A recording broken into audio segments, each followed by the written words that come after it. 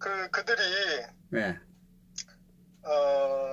지금 방송 중이신가요? 예, 방송 중입니다. 네, 죄송합니다. 민변이, 예. 그렇게 한 것은 이들이 말하고 있는, 그들이 주장하고 있는 촛불의,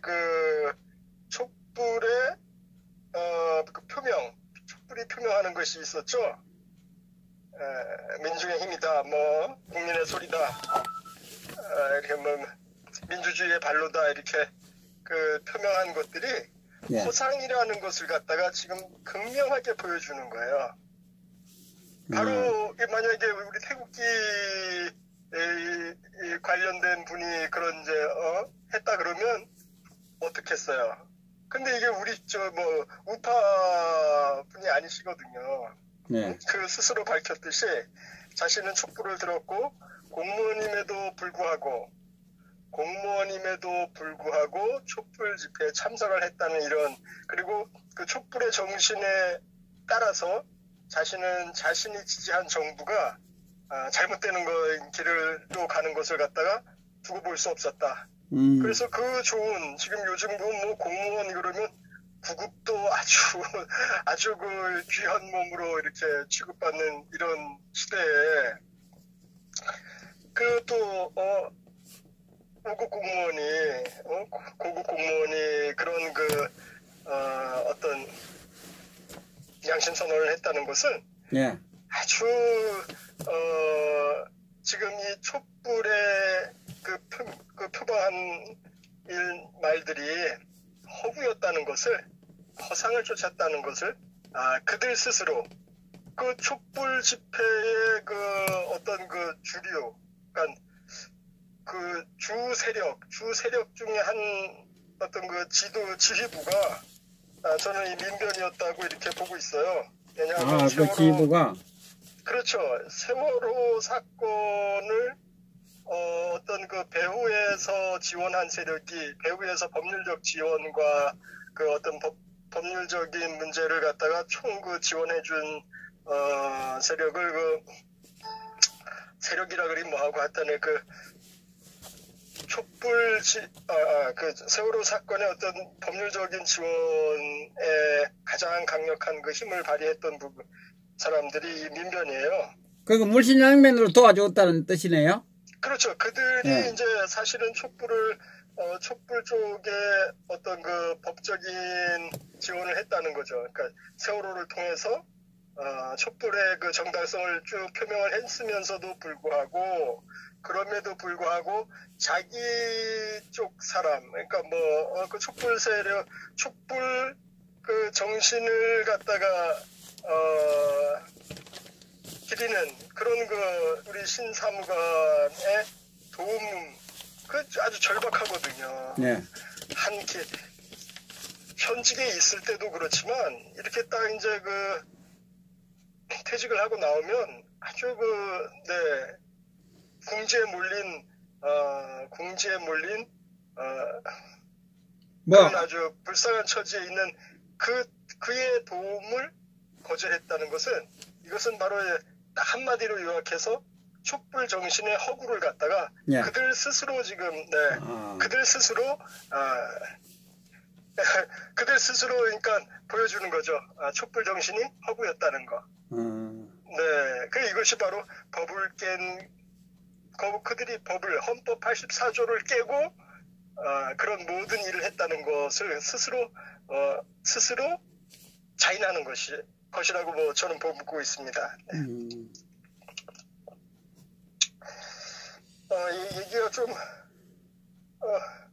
근데 이제 제가 이렇게 강조드리고 싶은 게, 신사무관이 이렇게 표현을 했어요.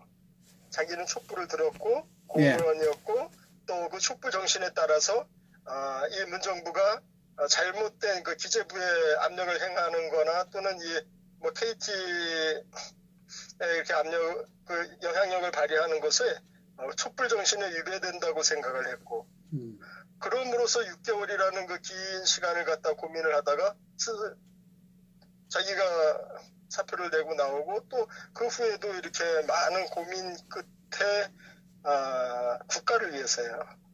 그 신사무관이 한 것은 뭐 자신의 그 먹고 사는 일 때문에라고 이렇게 이야기는 했지만 사실은 더 큰 이 대한민국이라는 공동체와 이 국가를 위해서, 국가 전체를 위해서 자기가 작은 희생을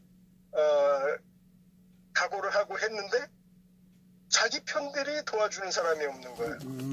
자기 편들이 배신. 그렇죠. 그 촛불 정신에 입각해서 수많은 사람들이 또 시민단체가 또 공익제보자를 갖다가 얼마나 또 공익제보자 보호한다고 법을 만들고 막 이렇게 난리쳤습니까? 근데 그것이 하나도 그 사람을 그 우리 신사무관한테는 해당이 안 되는 거예요. 더 기가 막힌 거는 이 지금 좌파성 그 좌파 쪽의 그 시민단체와 이 법률단체들이 다 거부를 하고 있어요. 공무원으로서 그 비밀 엄수를 안 한 범법자 수준으로 몰고 가고 있다는 거죠. 그들 스스로가. 이것이 바로 촛불 정신을 그들 스스로가 해파를 하는 거죠. 그것도 가장 법률적이라고 하는 사람들이. 민변. 정의로움을. 그렇죠. 이제까지 예. 정의와 법률과 또 인권. 근데 그 세 가지를 다 지금 거부를 하고 있는 거예요. 왜냐하면 치명상을 입기 때문에 그렇죠. 정권의 치명상. 정권의 치명상이죠. 치명상. 그리고 이제 그럼으로써 그들이 자기 바로 앞에, 그러니까 바로 앞만 보고 조금 앞도 멀리 못 내다보는 거예요. 그냥 불 끄기에 급급한 거죠. 촛불이 그들 말대로 스스로 우리 국민들이 일으킨 어떤 민주주의에 입각한 민의의 반로였다면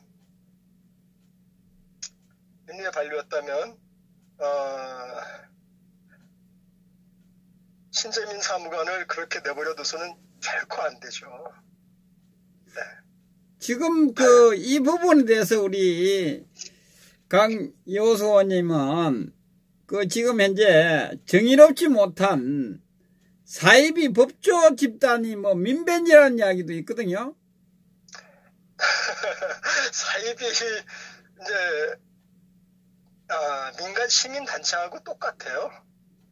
민변은 사실은 변호사들이 만들어 놓은 그냥 시민 단체일 뿐이에요. 근데 그것이 이제 변호사들이 역사를 가지고 있는데 이렇게 자신들이 계획해서 한 일에 대해서 계획해서 세월호 사건을 지원을 했고 또 그거를 통해서 촛불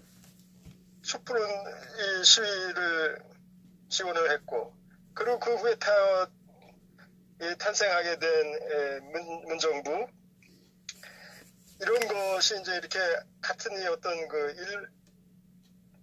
한 라인에 있죠. 일맥상통하는 그 한 라인에 있고. 그런데 이 지금 신사무관이 말이 정말로 바람직해요. 그가 고민했고, 그가 고급 공무원뿐만 아니라 한 그 젊은이로서 그 용기를 냈는데 그 용기를 갖다가 그냥 짓밟아 버리는 거죠. 새싹을 밟아버린 거죠. 네, 자기 편인데 더 말하고 싶은 건 자기 편인데 그렇게 한다는 거예요. 멀리 못 내다보는 거죠. 그 많이 공부했다는 또 30년 이상 민주주의를 위해서 헌신했다는 그 시민 단체가 한 마리의 피난처를 요구하는 비둘기 같은 한 마리의 어린 젊은이의 손을 못 잡아준다는 거죠. 그러니까 지금 아까 조금 전에도 변호사들의 그냥 민간 단체일 뿐이다라고 이야기하는데, 네. 그런데 이 단체가, 민변이란 단체가, 드러나지 않으면서 거대한 어떤 그런, 영향력을 행사하고 있다고, 법 관련돼서는. 막강한 영향력을 행사를 하고 있죠. 하지만, 이제 그것이 불법이 아닌 이유는, 예. 변호사들이 만드는 시민단체다 이렇게 생각하시면 돼요. 그러니까 지금 보세요. 지금 이게 이 신사무관이 변호사 선임을 의뢰한 거 아닙니까? 결국은 그게 하나의 집단으로 돼 있다는 이야기 아닙니까? 누군가가 그 변호사 선임을 맡아서 하면 거기에서 조직을 배발하는 그런 어떤 그게 있습니까? 변호사 조직에서 네, 그렇습니다. 조직에서 예. 배발하는 일이 되는 거죠. 왜냐하면 빅브라더가 있거든요. 그러면 집단의 빅브라더. 살아남지 못하겠네, 그죠? 변호사 그들한테 예. 만약에 밑보이게 되면 예. 대한민국에서 변호사 업은 못하는 거죠. 왜냐하면 문을 열고 있어도 계속 재판에 패하게 됩니다. 그리고 재판에 계속 패하는 변호사한테 누가 사건을 맡기겠어요? 자연스럽게 도태되는 거죠. 그러면 판사들도 독단적인 어떤 재판을 하지 않는다는 이야기일 수도 있는데요. 그 이야기를 들으니까. 그렇죠. 그래서 제가 이 법조 사조직을 해체해야 된다고 이렇게 강력하게 주장하는 겁니다. 예. 민간 단체, 민간 변호사 단체 해체하자는 게 아니고, 예. 법조 사조직은, 현직 판사들이 주 포석이 되어 있어요. 주로 현직 판사들. 네, 현직 판사들의 조직이에요. 그래서 이것은 명백한 불법일 뿐만 아니라 헌법 파괴자들이죠. 헌법 파괴자들. 그들 스스로가. 네, 그래서 판사들 스스로가 헌법 파괴자다. 그렇죠. 판사는 사적 조직을 가질 수가 없어요. 네, 변호사는 사적 조직 가질 수 있어요. 얼마든지 가질 수 있어요. 하지만 판사들은 사적 조직 가지면 안 되죠. 여기에 여기에 드러나지 않은 무리들이 있는데 이것들이 바로 검찰 쪽 사람들이에요. 그런데 이 검찰 쪽 조직도 법조사 조직의 어떤 하부라인이 아닌가 여기까지 제가 생각하고 있습니다. 이 이야기 들으니까 그 판결 부분을 수용할 수 없는, 예? 그렇죠. 대한민국에서 법조사조직을 해체하지 않는 이상은, 예. 그 판결은 중요한 판결, 일반 개인들 판결이야, 그 사람들이 신경도 안 쓰죠. 중요한, 국가와 국민에게 중요한 사건들에 직접 개입을 하죠. 네. 그래서 그 법조사조직을 해체하지 않는 한, 하나의 두 개의 집단으로 보시면 돼요. 좌파의 하나, 우파의 하나. 그들의 오더를 받아서 우파는 우파적인 어떤 해석으로 나가고 좌파는 좌파적인 해석으로 나가고 그것이 오다처럼 이렇게 주어진다는 거죠. 벗어날 수 없다는 거예요. 우리 대한민국에 계속 말씀드려요. 우리 허 선생님께 25,000명 이제 지금 넘었거든요. 변호사가. 예. 변호사가 25,000명이 작년 18년 되면서 25,000 몇백 명이었어요. 예. 그런데 그 25,000명이 다 각자의 생각을 다 가지고 있잖아요. 예. 변호사 시험을 이제 합격을 했지만 다 각자의 생각을 가지고 있고 법적인 어떤 해석도 다 조금씩은 달라요.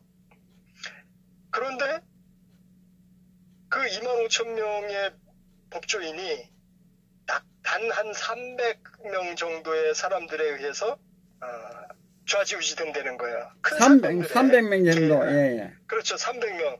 좌파 한 100여 명, 우파 200여 명. 이게 2016년도까지 상황. 그 후에 이제 좌파 쪽 우리법연구회가 없어지면서 국제인권법 연구회가 한 480명 정도 이렇게 됐다고 하는데 그것들은 전부 이 헌법을 깨고 난 이후에 조작된 것들로 뭐 저는 확신을 하고 있습니다.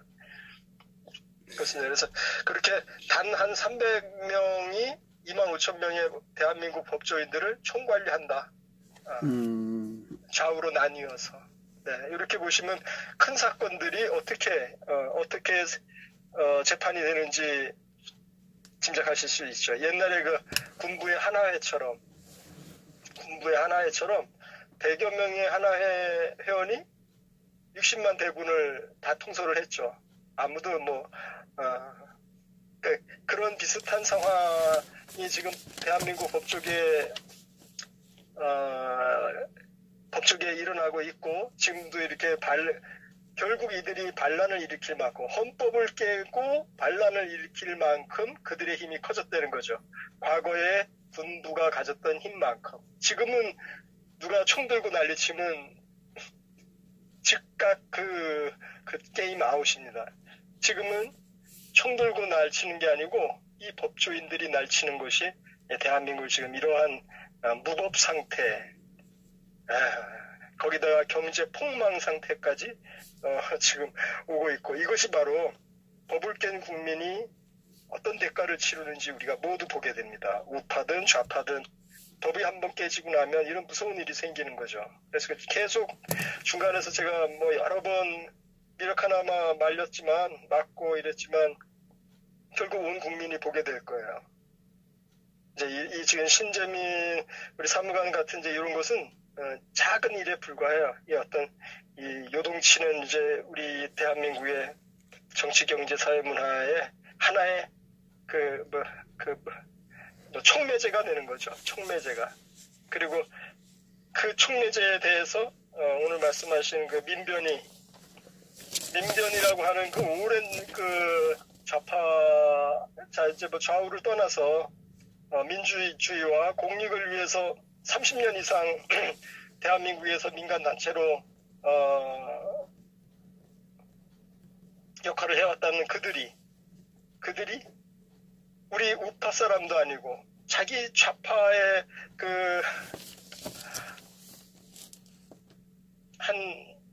그 구조를 원하는 그 조난자를 배척을 하는 거죠. 결국 우리 그 말씀을 들으니까 뭐 이 지금 법조 사조직은 좌파 우파를 초월하고 있네요. 법조 사조직이 이제 좌파에도 있고 우파에 하나 있고 이렇게 해서 양대 세력을 이루고 있죠. 양대 세력을 이루고 있고 이들이 이들이 합의하는 일들이 있어요. 이들이 합의하는 일들. 그 중에 하나가 박근혜 대통령 반란 사건입니다. 좌우가 헌법 84조를 깨고 이들이 이런 일을 할 수 있다고 오케이가 난 거죠. 좌파 쪽에도 우파 쪽에도. 그들이야말로 만약에 그들이 야합을 하지 않았다면 묵시적 결탁이라고 봐야죠. 헌법 84조가 깨지는데 단 한 놈도 나선 법조인이 없다는 거. 무서운 일이죠. 네. 이거 고등학교만 졸업하면 다 누구나 아는 일이에요. 그러니까 헌법 위에 존재하는 법조인들의 조직이 있다는 거예요. 수십 년씩 된. 그래서 그거를 깨야 된다고 제가 계속 말씀드렸고 그것을 깨지 않고는 이 대한민국이 결국 다시 한번 부를 창출해서 통일의 기반을 닦는다고 해도 이 법조 사조직을 내버려 두면 결코 저희는 원하는 통일을 이룰 수도 없고 또 능력이 안 돼요. 지금 말씀 들어보면 국가와 국민 그 위에가 이 법 사조직이네요. 그렇죠. 법조인이네요. 그렇죠. 이게 그러니까 이게 무슨 하나의 뭐 어떤 왕국이네요. 제가 요즘 요즘 그 영화 마약왕이라고 있지 않습니까? 예. 보셨어요? 못 봤습니다. 저도 아직 못 봤습니다. 그런데 그 마약왕 이제 마약왕을 잠깐 뭐 보여주는 거, 그 광고하는 걸 이렇게 보면 이런 생각이 들어요. 마야광이 아니고 이 나라를 이 경제를 폭망시키고 또 이 정치를 갖다가 이렇게 어지럽히는 무리가 있는데 정치, 경제, 사회, 바로 사법왕이라고 제가 지칭을 하고 싶습니다. 사법왕이 있다고요. 대한민국에. 그 국가와 국민 위에 왕국이네. 그렇죠. 왕국이 지금 이거 보통 문제가 아니네요, 보니까.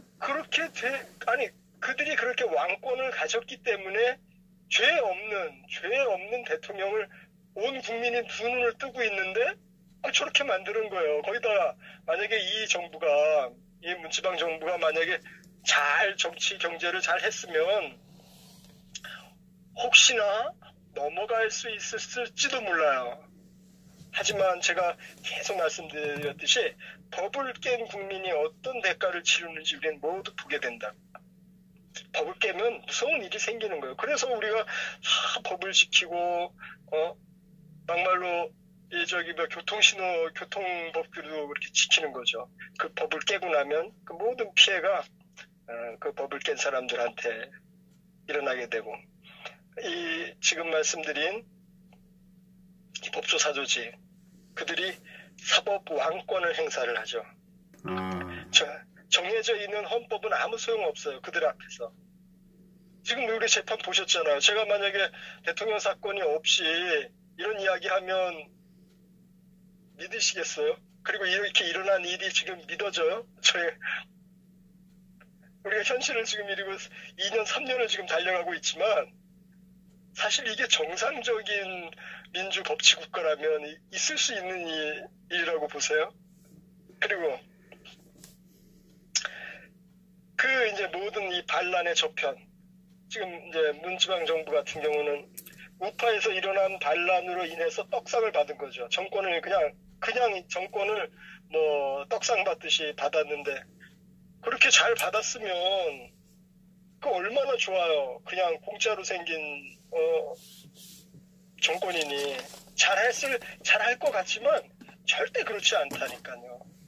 법을 깨게 되면 무서운 일들이 생겨요. 그래서 그것을 계속 제가 경고를 하고 그랬습니다. 그래서 이렇게 나쁘게 되기를 바란 거는 뭐 바랬다고 이게 뭐하고 예견할 수 있었다는 거죠. 국가가 법을 깨게 되면 이러한 정치적, 경제적 아주 심각한 상황이 오게 되고 또 지금 우리 신재민 이 사무관 같은 이런 어떤 촉매제 이 사회를 위해서 대한민국을 위해서 이런 촉매제들에 대해서 지금 민변이 그런 식의 어떤 거부를 했다는 것은 그들이 해온 길이라기보다는 그들이 표명한 그 주장과 그들이 표명한 그 촛불 정신이 허구였다는 것을 그들 스스로 자인하는 거죠. 네, 그렇게 보고 있습니다. 지금 그 말씀을 들으니까 박근혜 대통령 이 부분은 이 법, 사조직이 법을 지키는 걸로 우리 일반인들 알고 있잖아요. 그죠? 법 테두리 안에서 그런데 지금 현재 이 박근혜 대통령님의 이 탄핵 부분이라든지 이 헌법 제84조를 깼다는 건 법 위에 있죠, 항상. 법을 깼다는 이야기 아니겠습니까, 이게? 네, 법 위에서 그들이 있죠. 그렇다면, 그 법원의 그 판사나 뭐 검사나, 여기는 뭐 아주 그죠? 네. 미미한, 그죠? 뭐 그거는, 판결이라든지 이런 부분에 영향을, 거의 오더 수준으로 보시면 돼요. 오더가 내려가는 게. 그러니까 이렇게 하라면 이렇게 할 수도 있는 그런 막강한. 그러니까 국가적인 사건, 커다란 그 사회의 동요를 일으킬 수 있는 사건들은 그들이 직접 개입하는 걸로 좀 저는 여러 군데서 보고 있습니다. 참. 네. 그래서 이제 무엇보다도 그 사조직을 없애야지만 한 300명 정도 되는 걸로 제가 계속 수사를 하고 있는데 예. 좌와 좌우 이들을 갖다가 없애야지만 2만 5천 명, 2만 6천 명 가량의 이 법조인들이 각자가 그 가진 그 어떤 법률 지식과 양심에 의해서 아주 다양한 판결과 다양한 그 의견에 따라서 올바른 아주 적절한 그런 그 판결을 내지 않을까가 아니라 내게 된다는 거죠. 지금은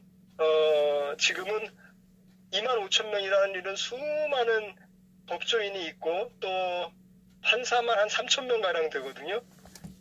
예. 그 독립된 판사 국가기관이거든요. 이 판사 한 분 한 분이. 예. 근데 지금은 3천 명이 아니라 뭐 한 서너 명 있는 거하고 똑같아요. 국가적인 사건에서는 2명 좌파냐 우파냐. 네, 그래서 우리법연구회 쪽 라인이냐 아니면 이쪽 민사법 쪽 라인이냐. 오다가 내려오면 뭐 지금 우리 대통령 재판이 전부 오다에 따라서 재판을 하고 있죠. 그들 자체가 이 지금 우리 신사무관처럼 내가 국가와 국민과 내 조국을 위해서 내가 좀 어렵더라도 나에게 권한을 정당하게 집행하겠다. 이런다면 대통령 사건은 여러 번 바뀔 수 있었죠. 하지만 그들이 그렇게 무능해서가 아니라 아주 똑똑한 사람들인데 그들이 자신의 그 양심과 법률 지식을 충분히 발휘를 하지 못하는 것은 지금 말씀드리는 이 법조 사조직의 라인의 눈에서 벗어나면 이 대한민국에서 변호사업은 못하게 됩니다. 뭐 판검사는 물론이고 그거는 이제 국가공직이니까 당연히 제외시키죠. 변호사 그럼 나가서 변호사해서 먹고 살지. 내가 뭐 너희들한테 무슨 내가 열심히 고시 공부해서 내가 열심히 해서 했는데 내가 니네들한테 법조사조직한테 뭐 꿀릴 게 있냐 하시겠지만 이들 눈에 벗어나면 아까 말씀드린 대로 변호사 사무실 열 수 있어요. 하지만 변호사 사무실 열어놓고 한 번도 이길 수 없게 만들어요. 네, 1년이고 10년이고. 그러면 처음에 1, 2년이야 버티지만 어느 사람이 있어서 이기지 못하는 변호사한테 자기 재판을 맡기겠냐는 거예요. 이기지 못하는 이렇게 딱 정해져 있어. 이기지 못하는 변호사라고 딱 소문이 나면 아무도 안 가요. 그러니까 뭐 판사들도 독립구구가 아니네요. 결국은 가끔 드러난 거는 독립이고. 그렇기 때문에 예. 이 법조사조직을 깨고 해체시키고 나서 그 다음에 정말로 이제 수많은 3천 명의 판사들이 있으니까 그 판사들의 각 개인의 양심과 그들의 법률 지식과 그 양심에 따라서 우리가 판단을 받을 수 있죠. 저희가 같은 우파고 이렇지만 생각이 사람들마다 다 틀려요. 우리 허준 선생님도 이렇게 보시면 그 가까운 분들인데도 불구하고 어떤 면에서 보면 의견 다툼이 많이 일어나죠. 네, 그렇게 각 사람마다 의견 다툼이 같은 편인데도 불구하고 친한데도 불구하고 의견 다툼이 다 일어나게 되어 있어요. 그런데 우리 사법부에서 안 된다는 거예요. 그렇게 다 10사람의 판사가 있으면 10사람이 다 각각의 의견이 약간씩 다 틀리고 또 많이 틀리는 사람도 있고 이래야 되는데 이 법조사조직이라는 이 수십 년 동안 이 한국 법원을 잠식해오고 암약한 이 간첩보다 더한 이 못난 사람들이 그런 그 각자의 의견과 양심은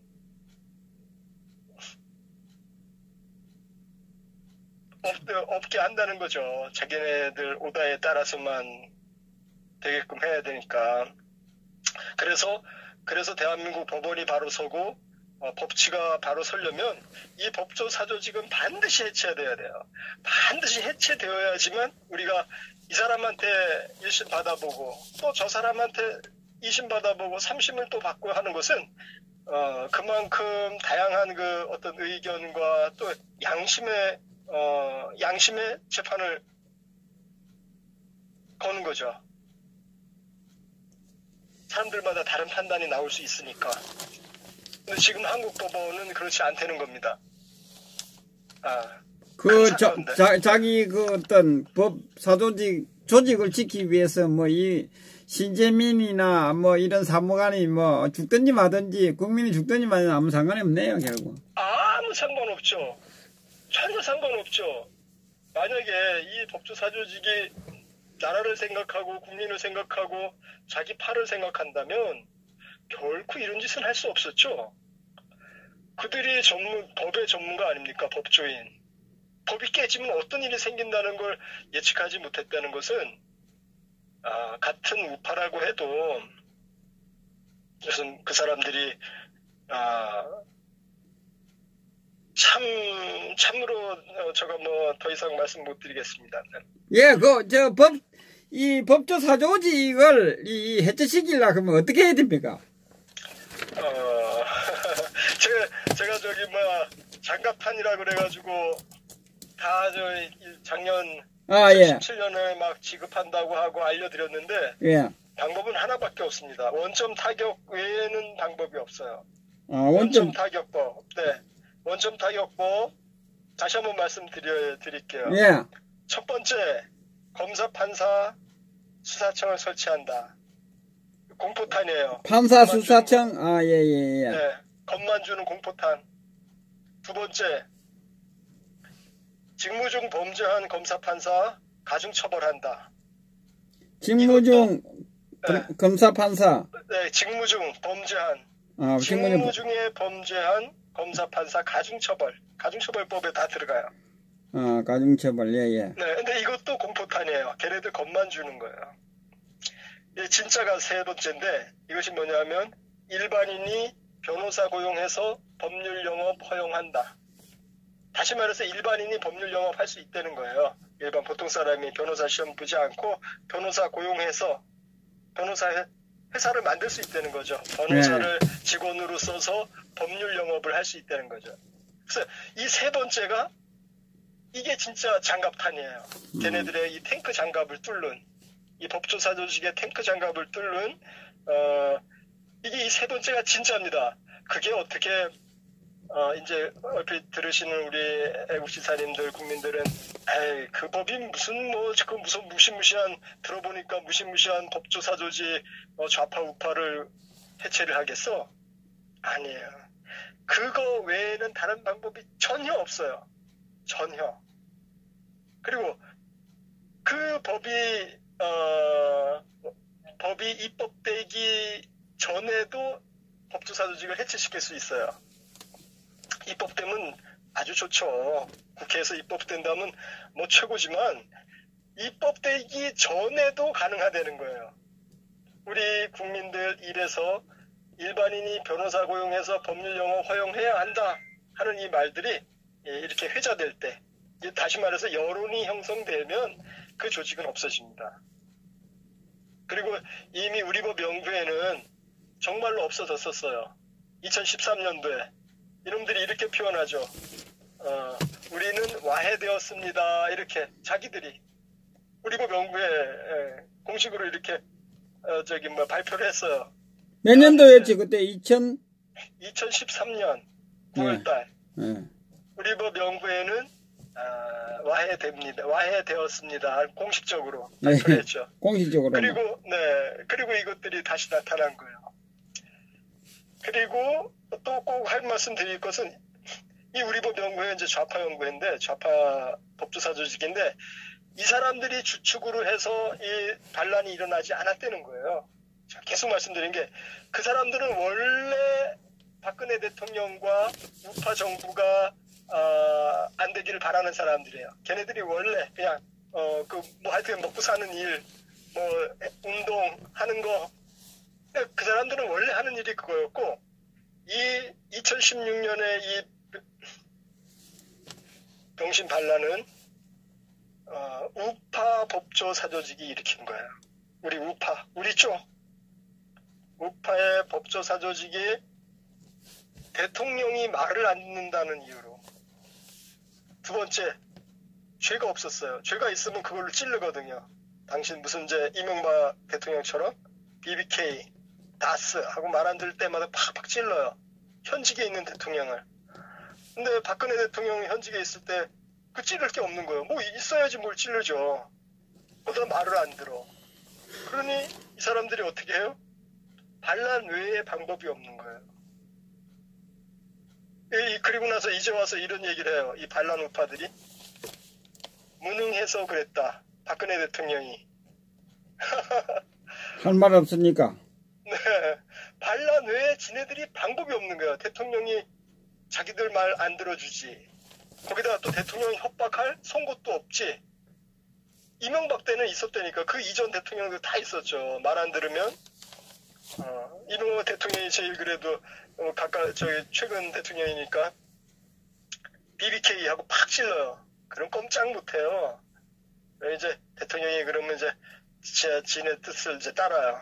또 한 2, 3년 지나다가 이게 그래도 대통령인데 이렇게 뭐 누구 밑에 말 듣고 그러겠어요. 또 이제 자기 뭐 일을 좀 막 해나가려 그러면 그다음에 다시 또 BBK 뭐 찔렀으면 그 다음에 다스 하고 또 찔러요. 그러면 또 꼼짝 못하고 말 듣고. 그러니까 결국에는 지금 형을 다 받고 있어요. 법조 사조직을 건드리려고 그러면 찌르고만. 그렇죠. 자기네 말을 안 들으면. 거기에 뭐 어떤 압박을 가한다든지 이러면, 가하려고 그러면 공격을 하고만. 그렇죠. 네. 참. 네, 그래서 박근혜 대통령 그 2016년에 그런 사건들이 그해 아주 정말 많이 있었어요. 그 100억씩 먹은 검사는 둘 깜빵 갔죠. 100억 먹은 그 여자 판사, 최유정이라는 서울 고등법원 판사 출신 변호사, 이 여자가 한 100억 먹은 것도 깜빵 보냈죠. 깜빵 그렇게 보냈죠. 100억 먹은 거 깜빵 보냈죠. 또 검사 100억 먹은 거 깜빵 보냈죠. 홍누겨요. 그것도 검사장 출신 또 있어요. 그것도 깜빵 100억 먹고서 100 먹고 또 깜빵 보냈죠. 그렇게 연발로 여름 한철 한 3개월 동안에 3명을 100억 먹은 것들을 다 깜빵을 보냈는데, 이제 이런 것이 제가 봤을 때는 법조인들을 건드리지 않았나. 뭐라 그랬죠? 아까 왕이라 그랬죠? 사법왕의 영린을 우리 박근혜 대통령께서 건드린 게 아닌가. 뭐 이렇게 보죠. 그리고 결정적인 게 있었어요. 예. 100억씩 먹은 3명 깜빵 보낸 거 바로 그 다음 달에 10월 달인가 10월 달에 2016년 김영란법이 통과됐어요. 김영란법이 통과가 됐다고요. 10월일 거야, 아마 그때. 네. 그런데 이 김영란법은 검사 판사들도 싫어하지만 정말 싫어하는 사람이 있어요. 저희가 이야기하는 이 기자들이에요. 기자들이 거품을 물어요. 거품을. 정말 개거품을 물을 만큼 그렇게 싫어하는 그 법안이 우리 박근혜 대통령 그 임기 중 안에, 그러니까 박근혜 대통령의 어떤 재가 아래에서 이루어져요. 대통령이 이 정도 되면 대통령이 다 어느 정도 이렇게 그 보고가 다 올라가죠. 근데 제가 한 말씀 더 해도 될까요? 예, 하세요. 그 김영란법이 정말 재미있는 법이에요. 그 연구를 좀 하셔야지 돼. 이 김영란법이요. 예. 전부 좌파가 만들었어요. 처음서부터 김영란 이 대법관 자체가 약간 좌파성이에요. 약간이 아니라 뭐 좌파성으로 분류를 하죠. 좌파 대법관으로 분류한다고요. 김영란 씨를. 근데 그들이 만들어서 키워요. 전부 그들이 만들어서 다 열매를 맺게 해요. 마지막에 누가 땄는지 아세요? 박근혜 대통령께서 땄어요. 이 정말 너무 재미있는 게 심고 기르고 가꿔서 주렁주렁 막 열리게 만들어 놓고 아무도 못 따요. 그걸 딸 사람이 없는 거예요. 좌파조차도 꼭 못 따요. 우리 박근혜 대통령께서 그걸 따버려요. 그래서 탄핵이 됐네요. 그죠? 네, 그렇게 된 거예요. 그러고 보면 세상 일이 참 정말 요지경이에요. 참 웃기네 정말. 네, 그 기념을 한번 보세요. 정말 웃깁니다. 우리 박근혜 대통령께서 얼마만큼 나라와 국민을 위하는지는 그런 작은 거 하나에서 볼 수 있어요. 지네가 씨 뿌려서 키워서 자기네가 딸 줄을 몰라서 안 딴 게 아니에요. 지네가 따면 지네가 죽거든요. 다시 말해서 그거 따면 그 대가를 치른다고요. 이 기레기들한테. 그런데 대통령께서 남이 심어서 해놓은 거 그냥 따서 국민들 준다고 땄다가 이렇게 결국은 모든 반란이 그렇지만 기레기들의 이 언론들의 적극 지원이 없었으면 또 이 반란 성공 못했죠. 또 국회의원들이 그렇게 탄핵하지 않았으면 성공 못했죠. 결국 반란이면 반란. 결론적으로 이 모든 프로그램과 시나리오를 짠 것은 법조 사조직이라는 거예요. 법조인이라는 거예요. 네, 그것을 이제 강조를 드리는 거죠. 예, 알겠습니다. 수고하셨습니다. 네, 감사합니다.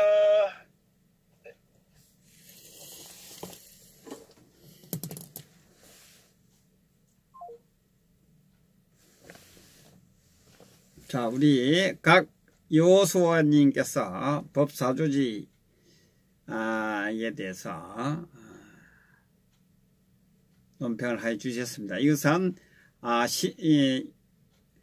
신재민 전 사무관이 민변에다가 변호사를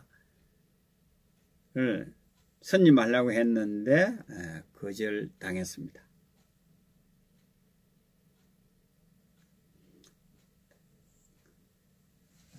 그것은 법사조직이라는 거대한 왕국에 요청을 했는데 거기에서 누구도 이 변론을 하려고 하지 않습니다. 왜?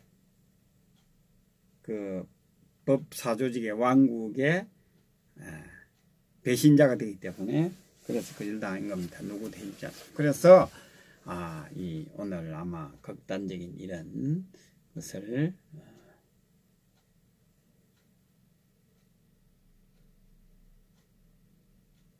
하지 않았나 이렇게 보겠습니다. 유튜브 감시반 차단하세요. 헛소리 찍찍거리는 것들은 다 차단하세요.